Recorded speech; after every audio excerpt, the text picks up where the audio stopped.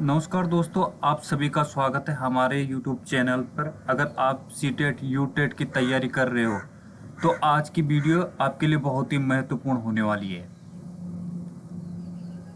आज हम विज्ञान के 30 महत्वपूर्ण प्रश्नों को हल करेंगे जो आपकी तैयारी को मजबूत करेंगे। इस वीडियो को अंत तक जरूर देखें। देखते हैं इन 30 में से आपको कितने प्रश्न आते हैं। तो चलिए बिना समय बर्बाद किए शुरू करते हैं। पहला क्वेश्चन है, कमरे के ताप पर कौन सी धातु द्रव अवस्था में पाई जाती है? ऑप्शन नंबर ए है सोडियम, ऑप्शन नंबर बी है मरकरी, ऑप्शन नंबर सी है मैग्नीशियम, ऑप्शन नंबर डी आपका एल्युमिनियम। ठीक है, तो इसका ऑप्शन नंबर आपका क्या हो जाएगा? Option number B, option number B mercury. ठीक है, अब इसका एक्सप्लेनेशन क्या है? सोडियम क्या होता है? सोडियम बहुत ही क्रियाशील धातु है। इसका उपयोग सोडियम लैंप और रासायनिक उद्योग में होता है। मरकरी या पारा कमरे के ताप पर द्रव धातु, इसका उपयोग थर्मामीटर और कुछ वैज्ञानिक उपकरणों में होता है। मैग्नीशियम क्या है? हल्की धातु, इसका उपयोग मिश्र धातु और आतिशबाजी प्लेयर में किया जाता है। एल्युमिनियम क्या होता है? हल्की और जंग रोधी धातु, इसका उपयोग बर्तन, बीमार और पैकेजिंग में होता है। ठीक है, सेकंड क्वेश्चन है, मानव शरीर की सबसे बड़ी ग्रंथि कौन सी है? अब यहाँ पे ऑप्शन नंबर ए है अग्नाशय, option number B thyroid, option number C यकृत और ऑप्शन नंबर डी पीयूष ग्रंथि।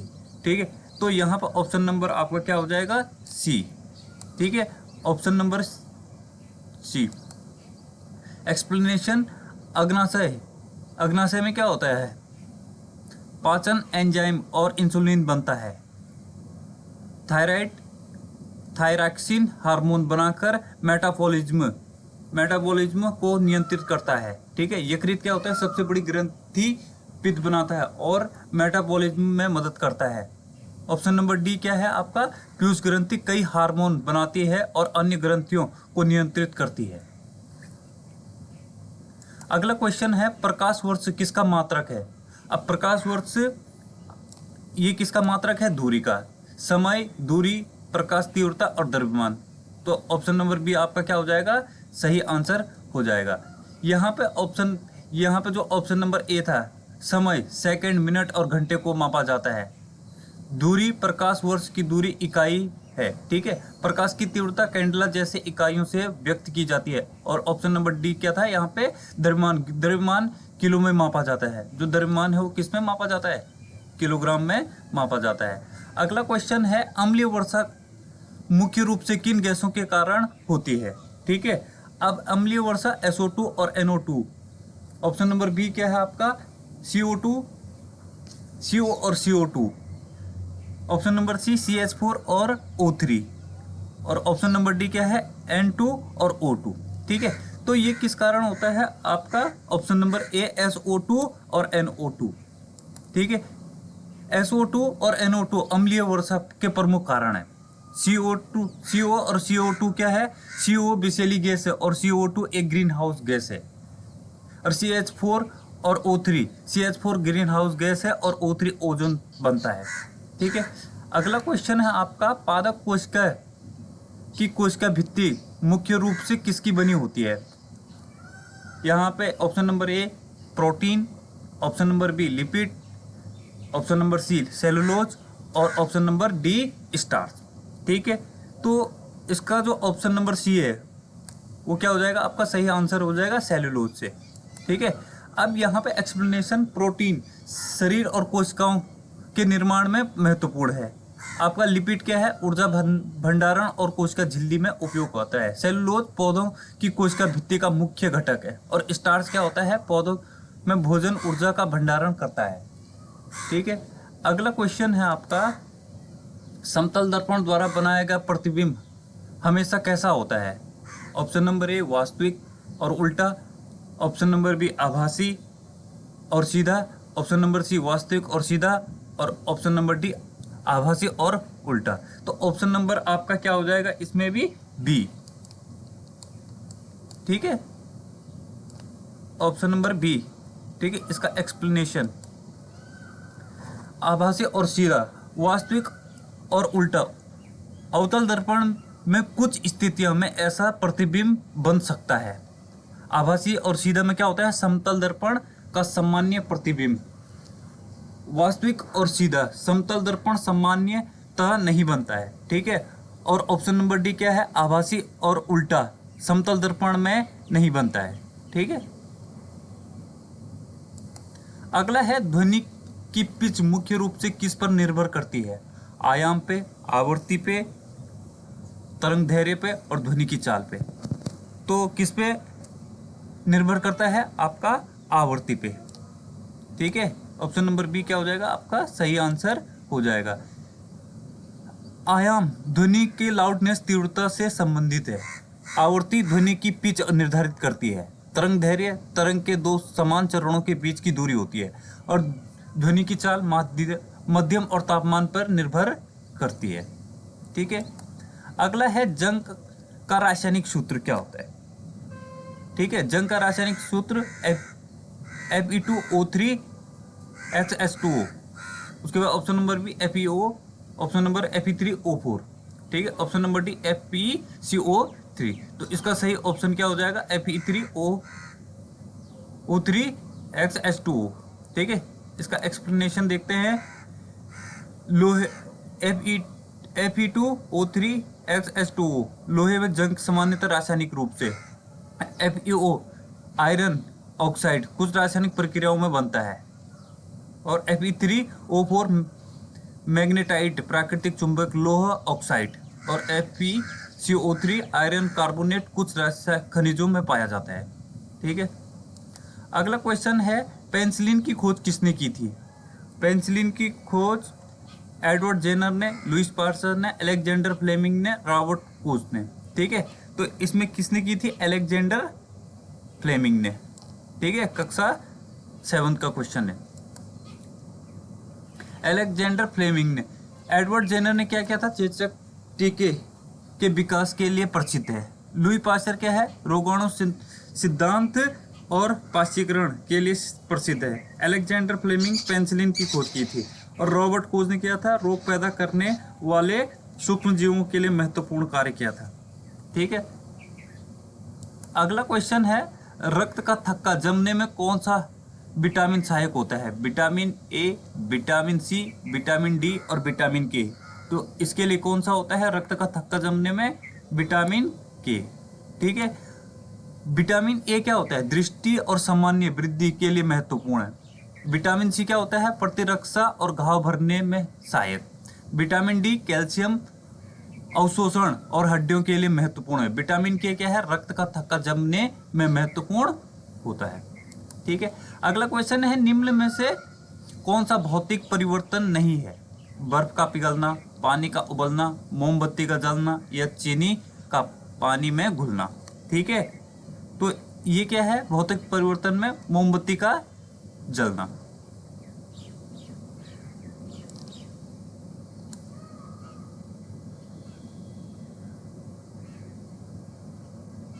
इसका एक्सप्लेनेशन, बर्फ का पिघलना ठोस से द्रव भौतिक परिवर्तन होता है।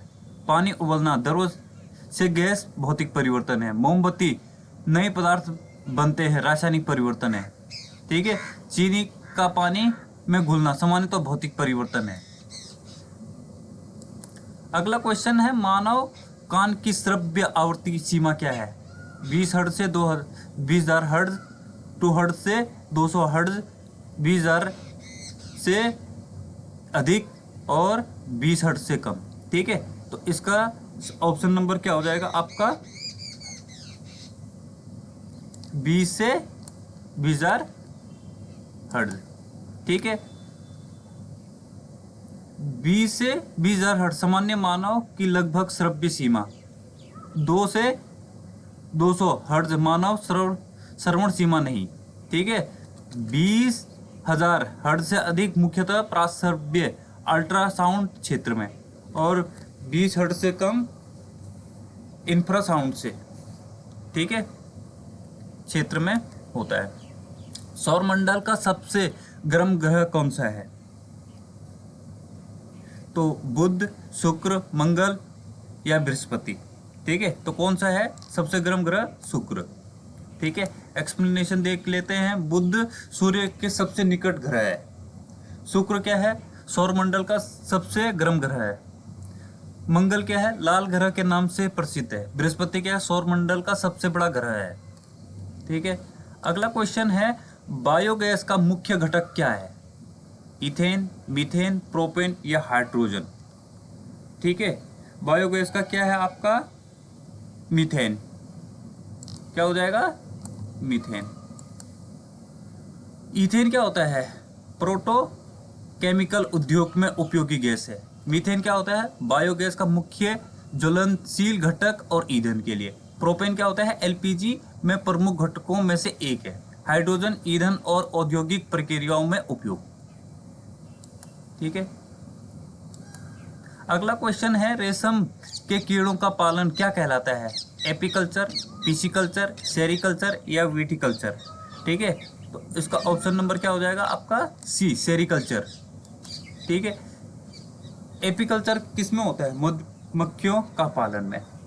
पिसिकल्चर मछलियों के पालन से संबंधित शब्द है। सेरिकल्चर रेशम के कीड़ों का पालन और विटिकल्चर अंगूर की खेती के लिए। ठीक है, पृथ्वी की सतह पर गुरुत्वीय त्वरण जी का मान लगभग कितना है? 9.8 मीटर पर सेकंड स्क्वायर, 8.9 मीटर पर सेकंड स्क्वायर, 10.8 मीटर पर सेकंड स्क्वायर, 6.7 मीटर पर सेकंड स्क्वायर। ठीक है, तो इसका क्या हो जाएगा? 9.8 मीटर पर सेकंड स्क्वायर। ठीक है, ऑप्शन नंबर ए 9.8 मीटर पर सेकंड पृथ्वी की सतह पर जी का मान लगभग, ये लगभग मान है इसका। 8.9 मीटर पर स्क्वायर पृथ्वी के लिए मानक जी नहीं है। 10.8 मीटर पृथ्वी के लिए सामान्य मान नहीं है ये भी। ठीक है, 6 पॉइंट पृथ्वी के जी का मान नहीं है। ठीक है, अगला क्वेश्चन है नींबू और संतरे में से कौन सा अम्ल पाया जाता है? ये सबसे इंपॉर्टेंट क्वेश्चन है। ठीक है, यहाँ पे एसिटिक अम्ल, टार्ट्रिक अम्ल, सिट्रिक अम्ल या लैक्टिक अम्ल। ठीक है, जैसे खट्टे पदार्थ में कौन सा पाया जाता है आपका? सिट्रिक अम्ल। ठीक है, एसिटिक अम्ल सिरके में पाया जाता है। टार्ट्रिक अम्ल इमली और अंगूर जैसे पदार्थों में पाया जाता है। सिट्रिक अम्ल नींबू और संतरे जैसे सिट्रिक फलों में पाया जाता है। लैक्टिक अम्ल दूध के खट्टे होने पर बनने वाला प्रमुख अम्ल है। ठीक है, अगला क्वेश्चन है वाहनों में रियर व्यू मिरर के लिए किस दर्पण का उपयोग किया जाता है? अवतल दर्पण, उत्तल दर्पण, समतल दर्पण या परवलयाकार। ठीक है, तो इसमें कौन सा यूज किया जाता है? उत्तल दर्पण। ठीक है, अवतल दर्पण शेविंग, मेकअप, मिरर और कुछ ऑप्टिकल्स उपकरणों में उपयोग किया जाता है। उत्तल दर्पण वाहनों के रियर व्यू मिरर में उपयोग बड़ा क्षेत्र दिखाता है। समतल दर्पण घरों में सामान्यतः दर्पण के रूप में उपयोग होता है और परवलयाकार सर्चलाइट, रेडियो, टेलीस्कोप आदि में प्रयोग होता है। ठीक है, अगला क्वेश्चन है लिटमस प्राकृतिक सूचक किसके प्राप्त किया जाता है? किसे प्राप्त किया जाता है? कवक से, लाइकेन से, शैवाल से और जीवाणु से। ठीक है, किससे प्राप्त किया जाता है आपका?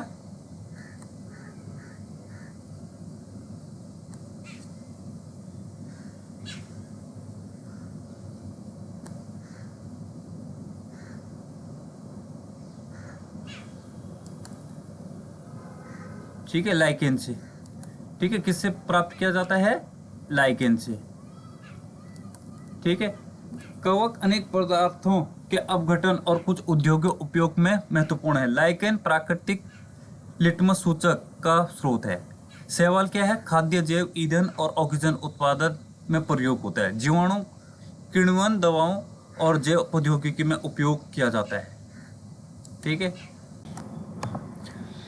अगला क्वेश्चन है कौन सा जीव त्वचा द्वारा श्वसन करता है? मछली, केंचुआ, तिलचट्टा और मनुष्य है। तो इसका ऑप्शन नंबर क्या हो जाएगा आपका? बी हो जाएगा। ठीक है, मछली श्वसन गलफड़ों से करती है। केंचुआ क्या करता है? नम त्वचा से गैसों का आदान प्रदान करता है। तिलचट्टा श्वास रंध्रों से श्वसन करता है और मनुष्य फेफड़ों से श्वसन करता है। ठीक है। अगला क्वेश्चन है, विज्ञान शिक्षण में खोजी उपागम के जनक कौन से हैं? H.E. Armstrong, John Dewey, V.F. Skinner और J.P. गिलफोर्ड। ठीक है। तो इसका सही आंसर क्या हो जाएगा आपका? ऑप्शन नंबर ए। ठीक है, H.E. आर्मस्ट्रॉन्ग। ठीक है। इसका एक्सप्लेनेशन, H.E. आर्मस्ट्रॉन्ग विज्ञान के हॉरिस्टिक खोजी उपागमन से जुड़े प्रमुख शिक्षाविद है। जॉन डेवी क्या है? अनुभव आधारित और करके सीखने पर जोर दिया। ठीक है। V.F. स्किनर क्या है? व्यवहारवाद और प्रोग्राम्ड लर्निंग से जुड़े हैं। और डी क्या है आपका? J.P. गिलफोर्ड बुद्धि और रचनात्मक के अध्ययन के लिए प्रसिद्ध हैं। ठीक है। अगला क्वेश्चन है आपका, इंसुलिन हार्मोन का स्राव किस अंग के द्वारा होता है? यकृत, अग्नाशय, पीयूष ग्रंथि या एड्रिनल ग्रंथि से?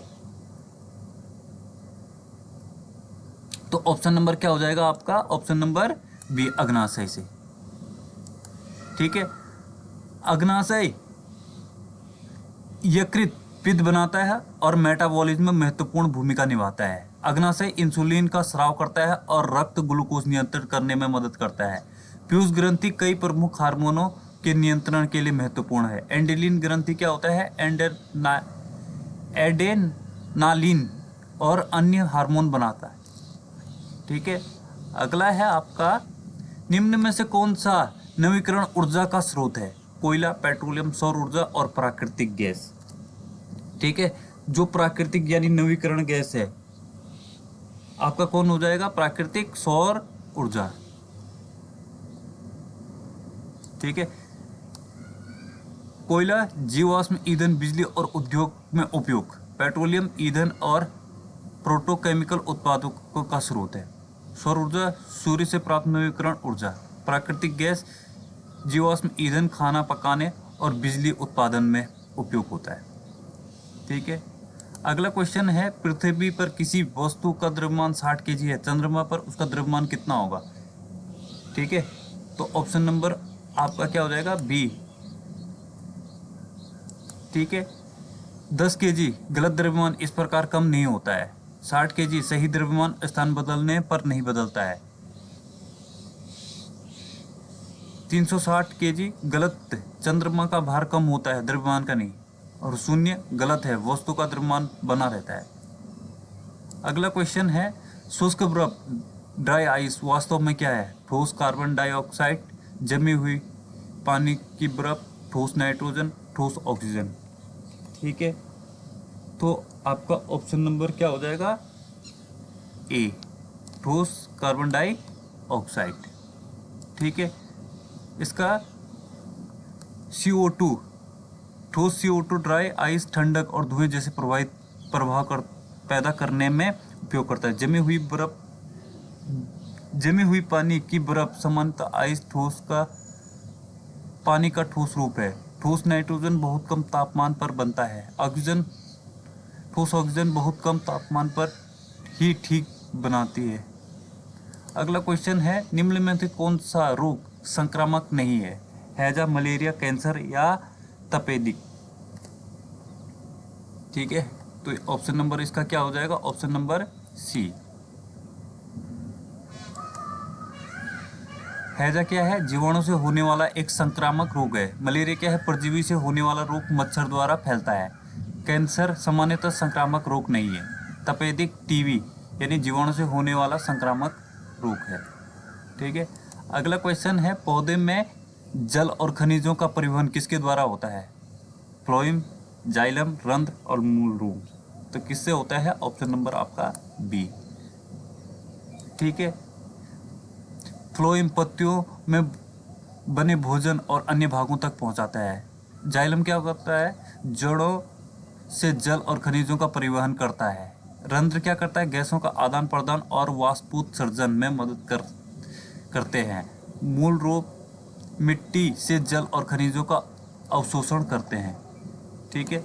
अगला क्वेश्चन है, विद्युत धारा को मापने वाला यंत्र कहते हैं? वोल्टमीटर, अमीटर, गैल्वेनोमीटर या ऑडोमीटर। तो ये क्या होता है? ऑप्शन नंबर आपका बी, अमीटर। ठीक है। वोल्टमीटर विद्युत विभवांतर वोल्टेज मापता है। एमीटर क्या करता है, विद्युत धारा को मापता है। गैल्वेनोमीटर बहुत छोटी विद्युत धारा और उपस्थित दिशा का पता लगाने में उपयोग होता है। ऑडियोमीटर वाहन द्वारा तय की गई दूरी को मापता है। ठीक है, अगला क्वेश्चन है कोशिका का पावर हाउस किसे कहा जाता है। ये सबसे इंपॉर्टेंट क्वेश्चन है। गाल्जी इकाई, लाइसोसोम, माइटोकॉन्ड्रिया या राइबोसोम। ठीक है, तो ये क्या हो जाएगा आपका ऑप्शन नंबर सी। ठीक है, गाल्जी इकाई क्या होता है, पदार्थों में संशोधन, पैकेजिंग और परिवहन में मदद करता है। लाइसोसोम कोशिका के अपशिष्ट पुराने पदार्थों के विघटन में मदद करता है। माइटोकॉन्ड्रिया क्या होता है, कोशिका के ऊर्जा उत्पादन में प्रमुख स्थान पावर हाउस कहलाता है। राइबोसोम प्रोटीन का निर्माण करता है।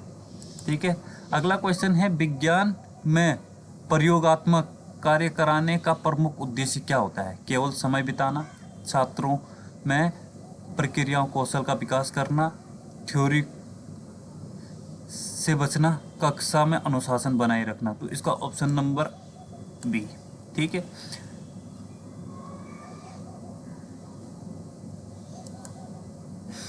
तो गाइज अगर वीडियो अच्छी लग रही हो, वीडियो आपको हेल्पफुल लग रही हो, तो कृपया हमारे चैनल को ज़रूर सब्सक्राइब करें, अपने दोस्तों तक ज़रूर शेयर करें, ताकि हम प्रत्येक टॉपिक के नई नई वीडियो लाते रहें। अगर आप शेयर करोगे तो मैं प्रत्येक टॉपिक के मॉक टेस्ट बना दूंगा, जिससे आपको हेल्पफुल मिलेगी। पेपर जैसा ही मॉक